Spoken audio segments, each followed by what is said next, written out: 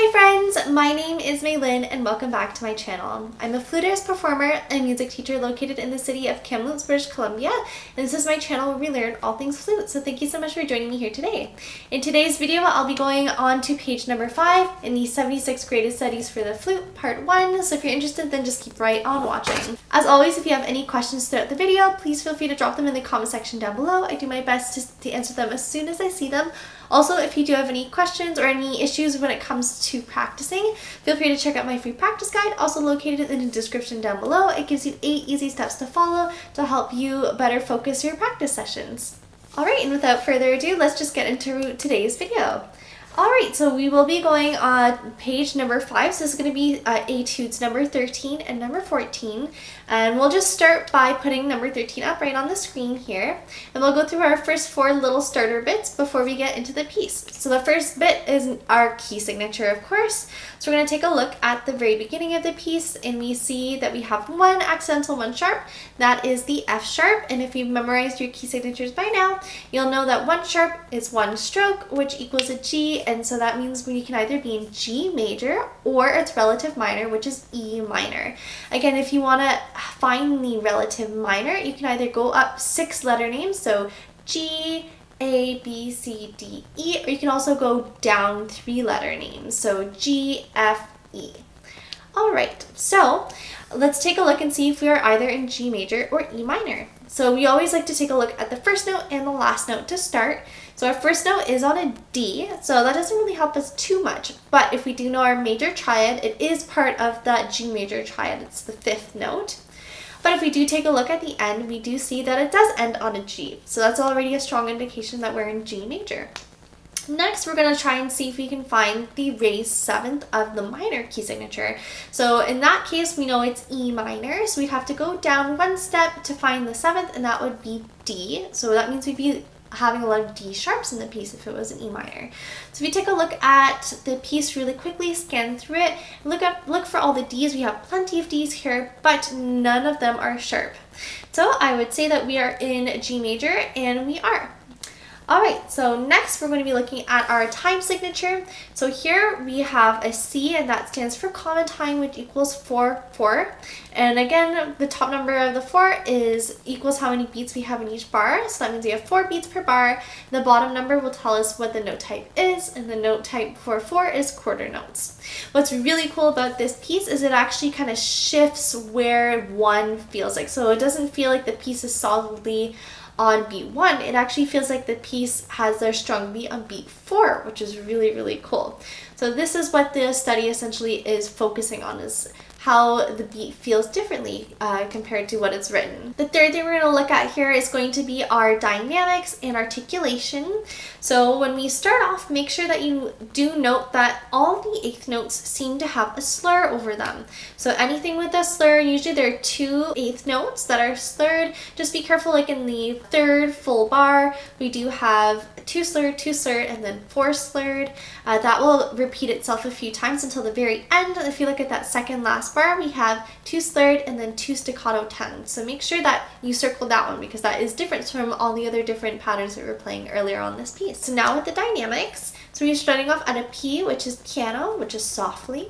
We do have a nice crescendo in that 3rd full bar all the way to the beginning of that 4th bar. We come all the way back down to piano again. And then we have piano all the way until bar 7. And then we do have a nice crescendo again, just like we did before, just with different notes. We have a crescendo to bar 8, and then we come down again. Then it doesn't give you an indication, so you can either go back down to piano or maybe a mezzo piano, up to you. Then we have a beautiful crescendo again at bar 11, all the way to a forte, which is strongly. At bar 12, you go down to a mezzo forte, which is moderately loud, and then we go down to mezzo piano, and then piano all the way until the very last 2 notes. Amazing. And then number 4, the last thing we're going to be looking at is the roadmap. So we're going to check to see if we have any da capos, we have any signs to go back to the beginning, or any repeats. And if you scan through the piece really quickly, I don't see any, so that means we're just reading it from top to bottom. So now we're going to go into the clap and count. For this one, I'm going to do it right at the final tempo here, just because it is easy enough to count out those eighth notes. Nothing's going too quickly, but of course, if you do find that this is a little bit too tricky for you, you can go back into the playback settings. So just click the gear, playback settings, and put it down to a lower speed, so like 0.5, 0.6, and that'll help you to get the clap and count, but at a slower tempo. Again, I'm going to put my metronome here to a quarter note equals 108. 1, 2, 3, 4, and 1, 2, rest. 4 and 1, 2, rest. 4 and 1 and 2 and 3 and 4 and 1, 2, rest. 4 and 1, 2, rest. 4 and 1, 2, rest. 4 and 1 and 2 and 3 and 4 and 1, 2, rest. 4 and 1, 2, rest. 4 and 1, 2, rest. 4 and 1 and 2 and 3 and 4 and 1, 2, rest. 4 and 1, 2, rest. 4 and 1, 2, rest. 4 and 1 and 2 and 3 and 4 and 1, 2, 3. All right, very good. So you can tell already, you can feel where the strong beat is. It's actually on beat 4 rather than on beat 1, which is really interesting.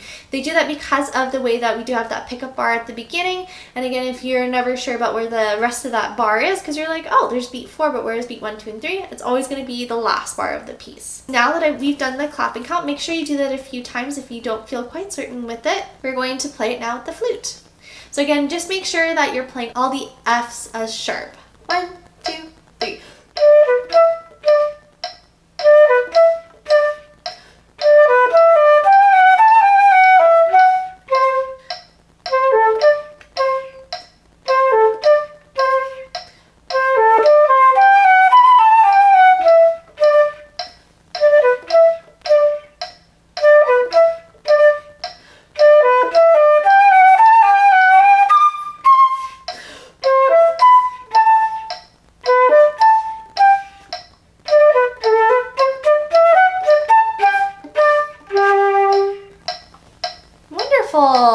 So again, if you're not feeling very comfortable with this, you can always make sure you can write in your letter notes. That's always a great way. If you're not confident with your letters quite yet, make sure you write those in.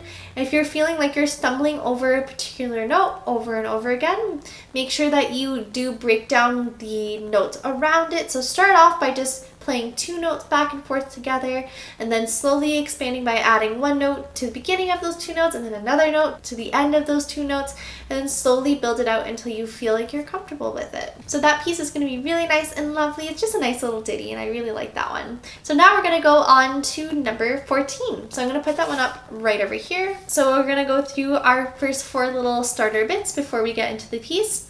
The first one being our key signature. So let's take a look. We don't see any accidentals at the beginning here. You can either be in C major or A minor. So we're going to look at the first and the last notes as usual. That'll usually give us a very strong indication as to whether we're in C major or A minor. And we both start and end on a C. So again, very strong indication.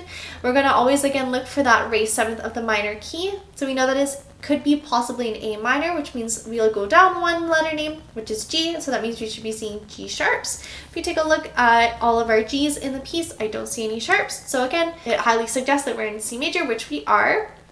Next thing we're going to look at is our time signature. We have 3 over 4, so that means we have 3 quarter notes per measure, which means that there are 3 beats per bar, and each of those beats are quarter notes. The next thing we're going to look at is our tempo, indication, articulation, and dynamics. So we are starting at allegro. The final tempo will be allegro at 126. So I'll go over that to see if we can practice that at a slower tempo first before we get into the final tempo. Articulation, just make sure that you are playing all the slurs where they're meant to be slurred. So at the beginning, for example, we have those first 3 notes are slurred, and then we do have those little dots which are staccatos. They're detached but not super short. So you still want to hear the quality of the note while keeping them nice and short. And then we do have these nice little check marks there throughout the piece. Those check marks represent breath marks. So that means that the composer wants you to take breaths exactly where those are written. So it'll help to give a better flow to the piece. And then let's start with those dynamics. Now we start at a mezzo forte. So it's a beautiful, nice mezzo forte until that 4th bar there. And then we have piano, which is softly again. So we play nice and soft, and then on bar 9 we play forte, which is strongly, play strongly all the way up until bar 13, which is piano again. Then we have some nice hairpin dynamics here at bar 17 and 18, and then the same thing 19 to 20. Then we have mezzo forte, which we do have a crescendo into 23 on bar 22. To forte, after that rest, we go piano again, which is softly, which we play that all the way up until we have again those same back-to-back hairpin dynamics. So you can go however softly, however loud you'd like to go, and then ending on a nice forte, which is loud. Then the fourth thing that we're going to be looking at is our roadmap. So we're going to take a look to see if we have any repeat signs or any codas, and I don't see any, so that means we're just reading it from top to bottom. And with this study as well, I'm going to be putting the metronome at the final tempo.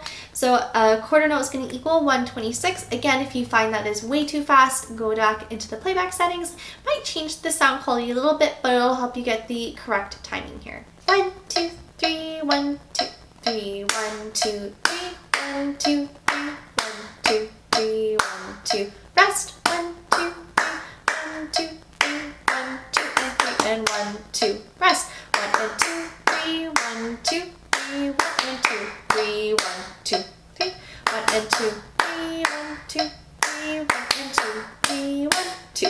Rest. 1, 2, 3, 1, 2, 3, 1, 2, 3, 1, 2, 3, 1 and 2, 3, 1, 2, 3, 1 and 2, 3, 1, 2. Rest. 1, 2, 3, 1, 2, 3, 1, 2, 3, 1, 2. Rest. 1, 2, 3, 1, 2, 3, 1, 2, 3, 1, 2, 3, 1, 2, 3, 1, 2, 3, 1, 2 and 3 and 1, 2, 3.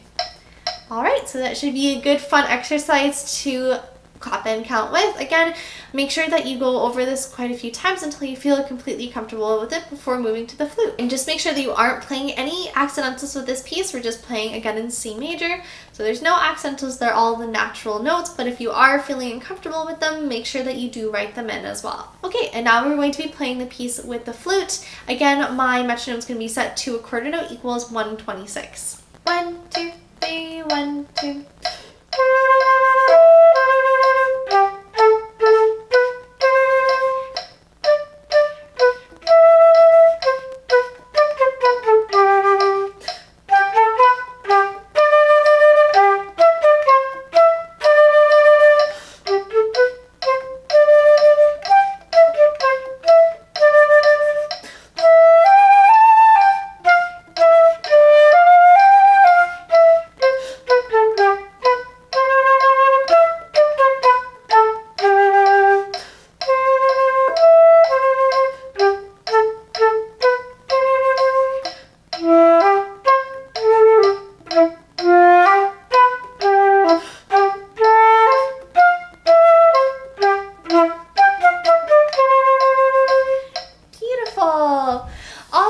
That's going to be it for today's video. As always, if you do have any questions, feel free to drop them in the comment section down below. I do my best to answer them as soon as I see them. And if you do have any issues with practicing, check out my free practice guide, also located in the description down below.